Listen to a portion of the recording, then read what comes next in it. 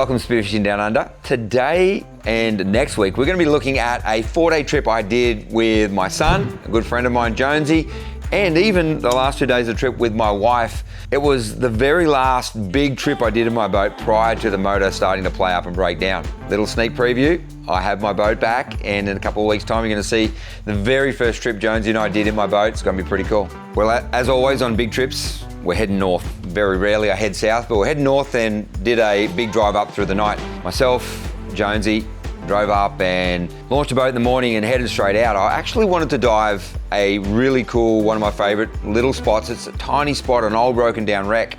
Very first dive I did in this wreck, I was looking for finger mark, and I got to the bottom and the water was filthy. Laying on the bottom, looking around thinking this is dumb. I saw a couple of cod, am I in the right spot? And in, to my surprise, comes a really big largemouth nanny guy. Now, this was the last thing I expected. Largemouth nanny guy, beautiful to eat, and I didn't waste my opportunity. Shot myself a really nice largie to absolutely blow myself away at the start of the trip. Pulled that largie to the surface. I was stoked.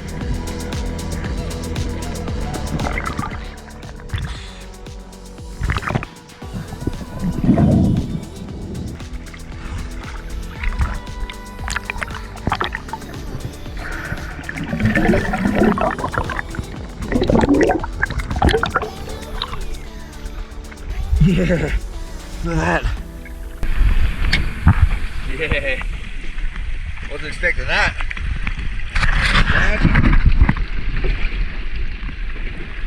Beautiful critter. What a beauty, he's a nice fish. Those fingers there too. He's on through first, I'm like, oh, that's a good one. I chucked that largemouth in the esky, and I thought I'd have another dive, see if I could find those finger mark. Come down near the bottom, I could hear the spooking finger mark as I came down, and the bottom was really churned up where the big school had spooked. I hit the bottom, and in come those finger mark again. I waited, took my time, aimed up at the biggest fish, pulled the trigger, and as I did, that fish turned, and I missed. Here I am on the bottom, 21, 22 meters of water, and that school just swimming around me. I thought, you know what, I'm reloading. I'm gonna take another shot and see if I can shoot that finger mark. But they kept coming around me, I was just trying to load the gun. Let me tell you, there's nothing harder than trying to load the gun when the fish you want to shoot swimming all around you. And I'm just like, concentrate, get the spear in, get the line on, pull the rubber back. And they started to really spook, so I kept one rubber. I shot myself a really nice finger mark. 2 fish, 2 dives, what a start to the trip. From there we decided we'd head off and dive another one of my really favourite spots. I've shot big mackerel at this spot, seen other really good fish, and we jumped in and we did a drift. Current's quite strong in this area. And very first dive on this drift, I was schooled by a massive giant trevally. These fish are 20 to 40 kilos, massive GTs. Now, we're just starting a trip. These are ice burner fish. So in this scenario, I'm just gonna film because they just look so incredible. Second drift, again looking for mackerel, came down again to a massive school of GTs. Huge fish. If you ever shot one of these fish, you would know they are one of the most powerful fish in the ocean. They just drag you around everywhere when you shoot them. But again, take up lots of esky space, and we're just starting the trip. After a couple of drifts, we hadn't seen any mackerel, so we moved on to the next spot. And the next spot for us was a spot where we were going to target finger mark. Now, if you've never eaten finger mark, let me tell you, they are just so tasty. One of our northern species that are just beautiful to eat. This spot's big boulders, and I dove, the boys dove with me, headed down to the bottom. The first thing I saw was actually a really nice little trout. But I was focused, I was hoping to find big finger mark or even a barra in this spot. Headed between the boulders, past the trout, trying to keep focused, keep on looking for those fish that I wanted. I swam past another trout and I headed into one of the caves. Just as I was coming out of the cave, here were these really nice little finger mark. Not quite big enough, but really cool to see anyway. Over the rest of this trip, we're gonna see lots and lots of finger mark. Some really cool fish, some big schools, and we're actually gonna take some really nice fish over the rest of this trip. I dove onto some flatter, less fishy country, and as I got to the bottom, I was just creeping through and I noticed a really nice trout. Now this one was significantly bigger than the others that I'd already seen, I'd already passed up a couple, so I thought I'd take myself a really nice trout. Put some really cool fish in the esky. You know, when you start trips like this with fish like this, it just means the trip's already made before you even shoot any more fish.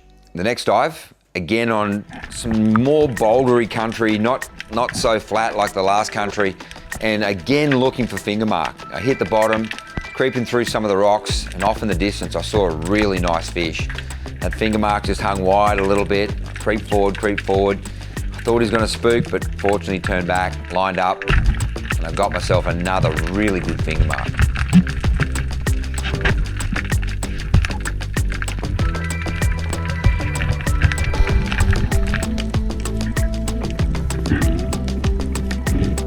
Chucked that fish in the boat and I dove again. The next time I come down, I actually landed not just on 1 or 2 finger mark, but quite a large school of fingers. Now, I love seeing these fish when they're in big schools, and sometimes they pack really tightly, and when they bolt, they make this really loud noise. It's so cool. Fortunately, this school was just hanging really calm and gave me time just to wait, find the fish that I wanted, and get myself another really good finger.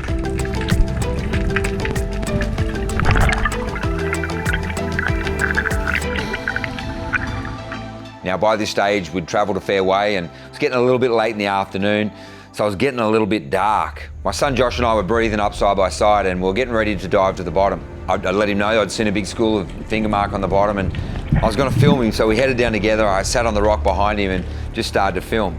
Now, this is a piece of footage I showed on our Shark Week video just the middle of last year. If you haven't seen that, make sure you go back. The link's in the description and you can click right here in the corner if you want to go and watch that one.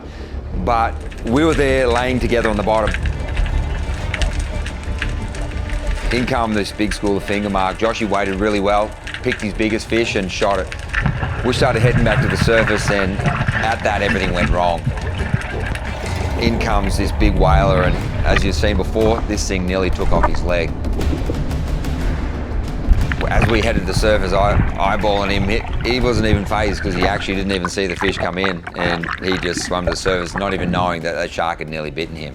When I explained to Joshy what had happened, he took the fish back to the boat, jumped in the boat. I thought I'd do one last dive just to see if that shark was hanging around. I laid on the bottom, fish all around me. In comes that whaler and I thought, you know what? It's getting late, it's getting dark. We've shot some great fish, so we went and camped up for the night. That night, we cooked some fish up on the coals and had some fish and headed to bed early because it had been a big drive through the night.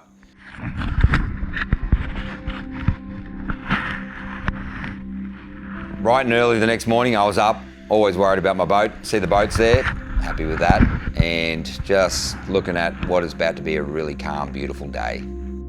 First up, the focus of the morning was actually to go and look for finger mark again and hopefully even find a black jew. We moved to a whole different spot. And very first dive, Josh and I diving together came down and we landed on another really big school of finger mark.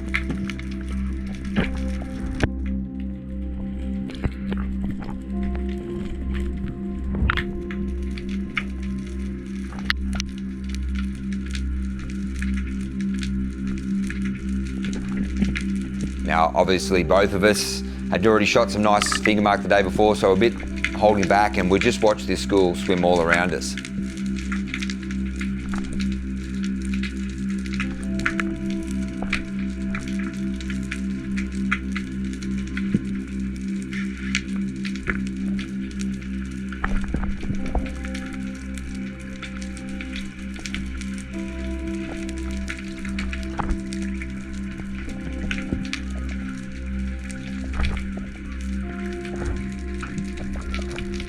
The next dive, we come down again together, Josh and I side by side, creeping along the bottom, and again, big school of finger mark, and I just started creeping through them slowly. Beautiful fish.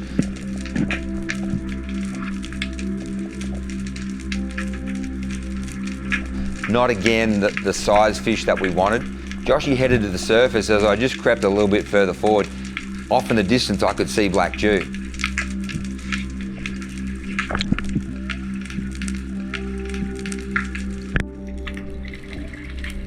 Backed off, went up, grabbed the boys and said, okay boys, all three of us are diving together.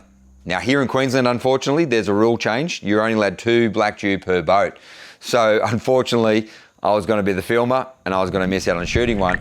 Josh and myself and Jones all dove together and we hit the bottom.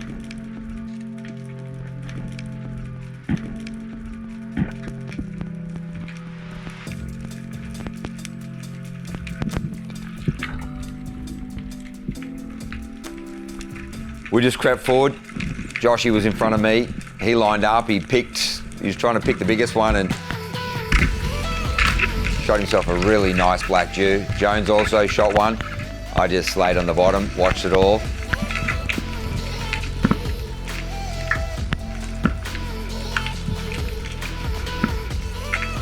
And I watched the school swim straight back past me, unable to actually shoot one of my own.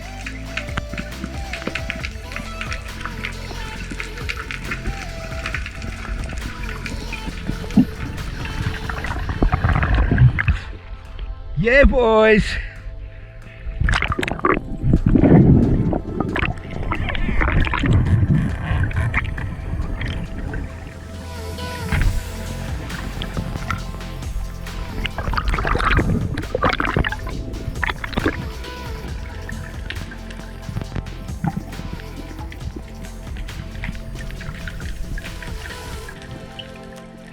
Bit frustrated. I dove again to the bottom and creeping along the bottom, just waiting to see if I could film those black jew again, although they'd spooked off. My focus went to, again, trying to find another nice finger mark.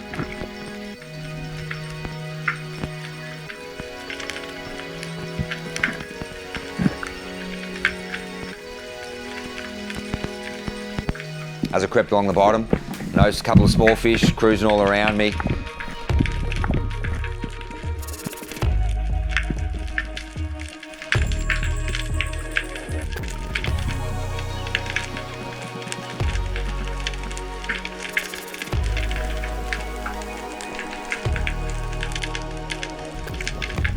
Hadn't quite found the fish I want, and finally, in comes a really nice one. Shot him right in the face.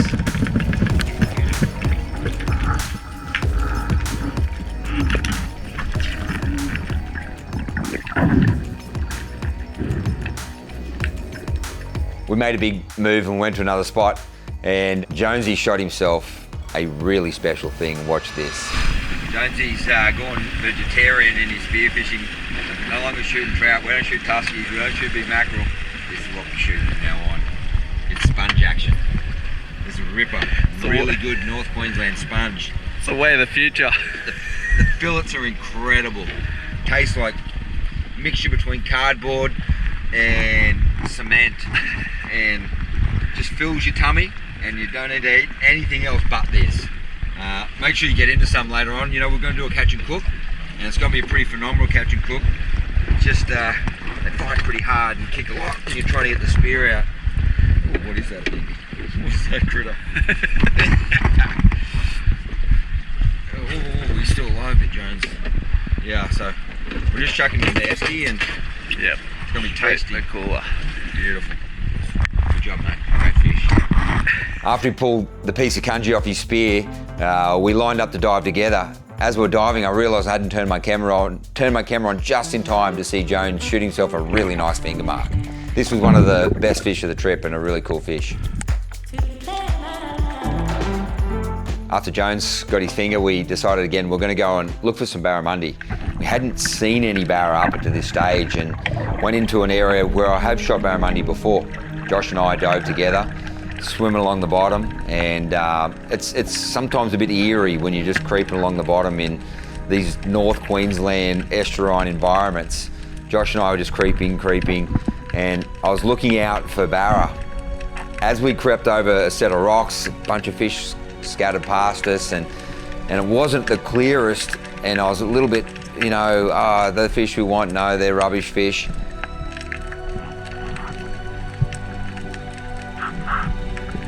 And then all of a sudden to my left, I noticed a big school of barra right above me. At this stage, I couldn't believe it. They were really big fish. I slowly swung my gun, and as I pulled the trigger, the whole school spooked, and I put a spear into the skin on the side of that barra, and that thing went nuts. Second shot it. absolutely smoked me. I hit the surface, I was screaming to Josh. Joshy had seen them, but he would have had to shoot past me, and he chased that fish down. Fortunately, Joshy got a second shot into that fish because I got the worst shot into a really nice barra.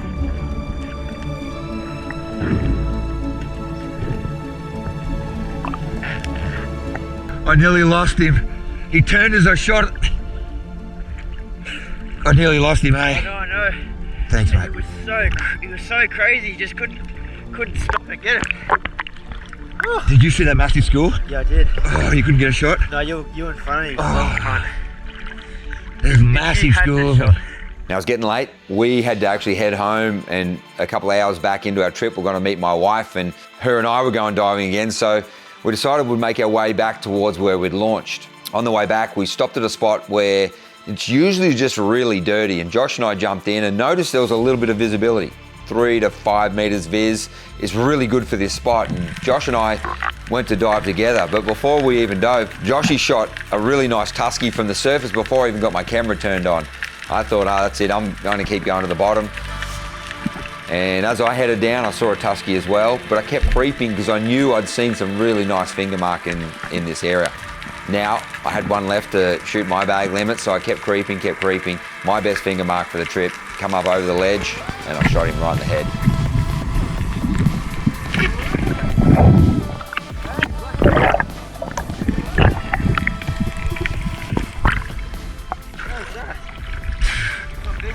Hey? Wait, that's not big. That's a finger mark. No, I saw like it came up. I thought it was brown.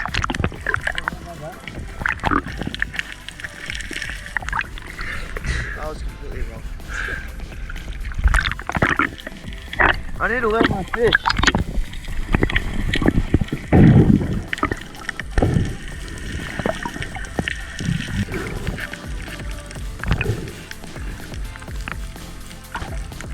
Big finger dog. Nice tusky. Yeah, Joshy. Right. Oh, shivers.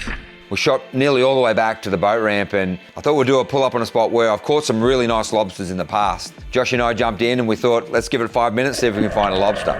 We just quickly swum along this headland and just trying to go from spot to spot, seeing if we could find one. First spot, Joshy was looking up. You could see there was been lobsters there in the past. They dropped some antennas and dropped some parts of the lobster. The next spot we went to, there was a lobster just sticking his head out of a hole. Joshy made sure he played it safe, dove down, I filmed him, shot himself a really cool lobster.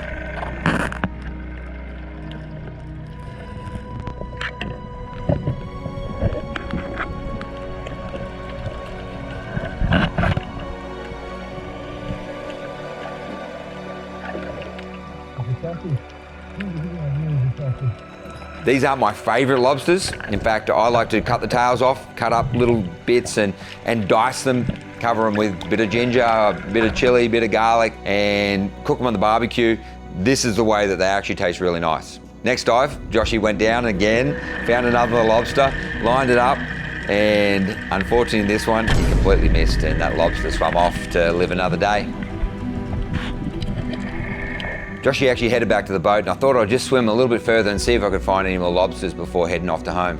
I crept around one of the corners and I was hunting a little bit for fish and looking a little bit for lobsters, and just to my left I noticed a really good lobster sitting back in one of the caves. I dropped my gun, got my arms in there and wrestled a really big lobster out of that cave. When they get this big, sometimes they can be a little tough. These are the ones you certainly want to cut up and make sure you cook on the barbecue.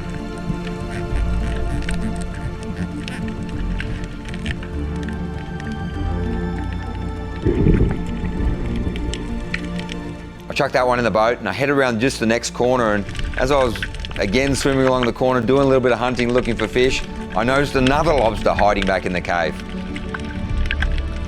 And dropped the gun again, grabbed myself another lobster, and I was pretty stoked. We'd got ourselves 3 lobsters in just 10-15 minutes work.